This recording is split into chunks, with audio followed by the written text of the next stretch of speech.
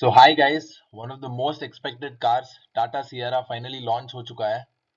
तो मुझे तो देखकर बहुत अच्छा लगा। I think very good design, specially the interior, something new from Tata's. Otherwise every time is just switch from one car to the other. तो उस टर्म्स में तो मुझे बहुत अच्छा लगा। सो आई थॉट एक बार will just go through the variants, क्या क्या है सब वेरिएंट में। और आई मीन अकम्प्लिश्ड और अकम्प्लिश्ड प्लस का तो अभी तक नहीं आया है प्राइसिंग, लेकिन we can go through the other variants. So starting off with design, I feel it's a very nice boxy design. They're trying to make the look of the car bigger than the rivals in the segment, which I think it has achieved. तो variants के साथ start करें तो smart plus पहले. सो हाँ, कुछ things है जो इन्होंने कंप्लीटली फ्रॉम बेस मॉडल दे दिया है. तो for example we can start with specially light saber DRLs है. इलेक्ट्रॉनिक पार्किंग ब्रेक एक कंट्रोवर्शियल फीचर हो चुका है. Some people don't want it, some people want it कह रहे हैं. और बहुत वीडियोस मैंने देखा कि रियर व्हील लॉक हो रहा है सीट बेल्ट नहीं पहने तो. लेकिन I mean there is a bypass to that also. जिस पार्किंग ब्रेक को you have to keep pressing it for 2 seconds और डिसएंगेज हो जाएगा. So that I personally feel it's a good feature. फिर रियर विंडो सनशेड्स जो some cars given in the higher variants वो दे रहे हैं. All four disc brakes I think is a very important addition here. तो ये कुछ है, लेकिन आई फील थोड़ा प्राइस ज्यादा हुआ है. They could have started with around 10.5, थोड़ा ओवर प्राइस्ड है. Also I feel it's a prediction कि यार इन अंदर 2-3 months when sales are not what they expect, थोड़ा 70,000 to 80,000 प्राइस कट हो सकता है. तो वही मेरा है कि, लेकिन इसमें बहुत फीचर्स हैं. इसमें जो मिसिंग फीचर्स है मेनली ये है कि इसमें कोई स्पीकर्स और स्क्रीन नहीं मिलता, इंफोटेनमेंट स्क्रीन. इसमें डिजिटल क्लस्टर ड्राइवर्स का है वो जरूर मिलता है, लेकिन इंफोटेनमेंट नहीं मिलता है. तो लेकिन कुछ लोग कह रहे थे कि अच्छा है क्योंकि स्पीकर्स एंड स्क्रीन हम तो करोल बाग से डाल लेंगे, वो भी फेयर ही है. तो फिर हाँ, तो नेक्स्ट आता है. तो हाँ, तो अब इस वेरिएंट में देखें तो दो है इधर. दस प्योर एंड प्योर प्लस. जो भी मैंने येलो में अंडरलाइन किया है वो सिर्फ प्योर प्लस में मिलता है, जो प्लस वेरिएंट है. लेकिन प्योर देखे तो भी पैनोरामिक सनरूफ जो, I mean many people want that. I think it's the biggest in the segment if I am not wrong. Hill descent control भी बहुत यूजफुल फीचर है. अब यार इस वेरिएंट में जो मैंने बोला था प्रीवियस वेरिएंट में नहीं है, वो इधर मिल जाता है बड़ा वाला इंफोटेनमेंट टच स्क्रीन. और वायरलेस एंड्रॉइड ऑटो और कारप्ले, आई मीन वायर भी कर सकते हैं, it's not a big deal I think personally. लेकिन हाँ, cruise control I mean people are going on the highway उनको बहुत यूजफुल हो जाएगा.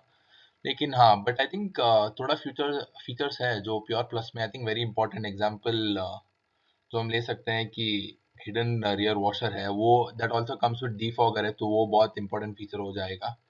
पर आई थिंक सिर्फ 2-3 के लिए इतना पे करना मुझे तो नहीं लगता है. लेकिन इधर से जो इंट्रोड्यूस हो जाता है वो स्पेशली ये डीसी है.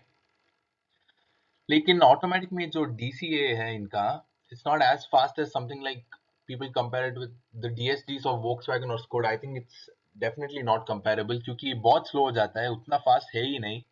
और इनका जो 1.5 नेचुरली एस्पिरेटेड भी है, it works on the Atkinson cycle, because of which torque I think बहुत लो आता है आरपीएम में कंपेयर टू द कंपेटिटर्स. तो आई मीन वो तो जब ड्राइव करेंगे तभी पता चलेगा. लेकिन इधर से डीजल ऑटोमेटिक भी आ जाता है. और ये ऑटोमेटिक जो है टॉर्क कन्वर्टर है. द गियर बॉक्स जो लिया है इन्होंने एसिन से लिया है. और हमने तो we have seen the Aisin with a lot of cars. वो तो बहुत अच्छा प्रूव हो रहा है. गियर बॉक्स थोड़ा लैग रहता है वो, क्योंकि टॉर्क कन्वर्टर में थोड़ा रहता है, पावर लॉस भी रहता है जब व्हील्स में आता है. लेकिन I think other than that fine. But again prices थोड़े हायर साइड पे हैं कंपेयर टू द कंपेटिटर्स, जैसे क्रेटा जो है, या सेल्टॉस है, ग्रैंड विटारा है, या विक्टोरिस है. बट हाँ, थोड़े प्राइस ज्यादा हो रहे हैं. लेकिन हाँ, चलो देखते हैं कि आगे वेरिएंट्स में क्या लगता है. Now coming to the next जो वेरिएंट्स है, I feel is a very interesting. So let me just explain this clearly. तो इधर आते ही प्राइसेस अब बहुत, it's very high.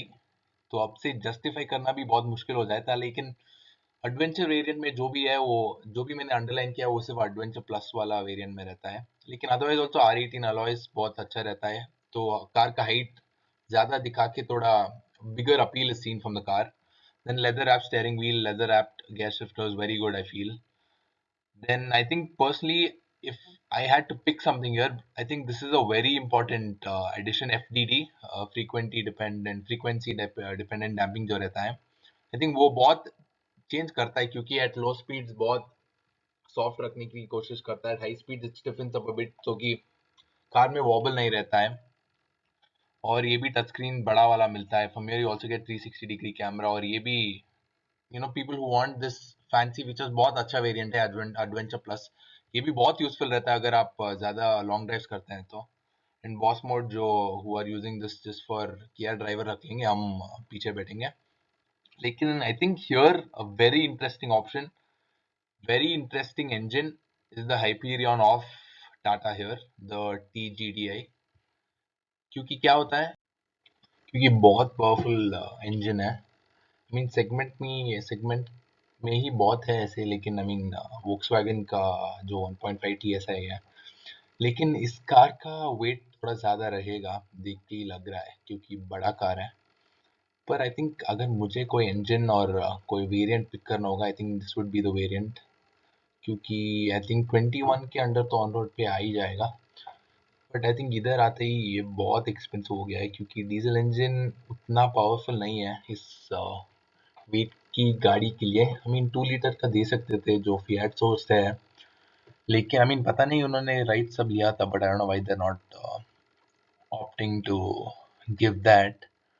But anyways I think this will be a very value for money variant, adventure plus का 1.5।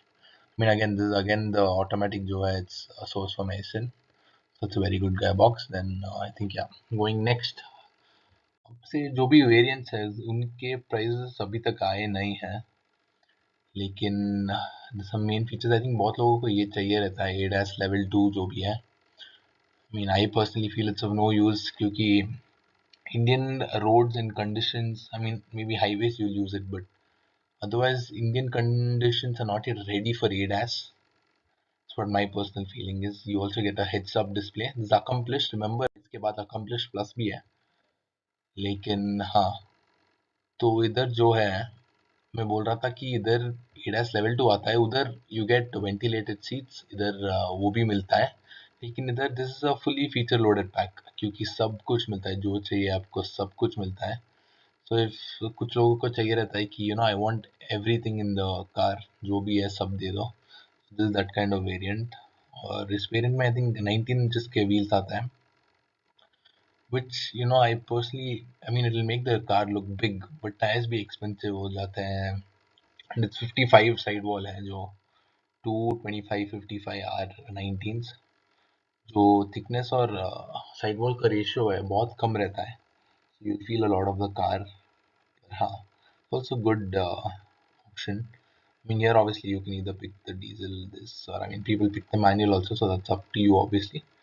But हाँ, so हाँ, एक बार sum up कर लेते हैं। तो these are all the engine options, और ये सब ट्रांसमिशन ऑप्शंस हैं।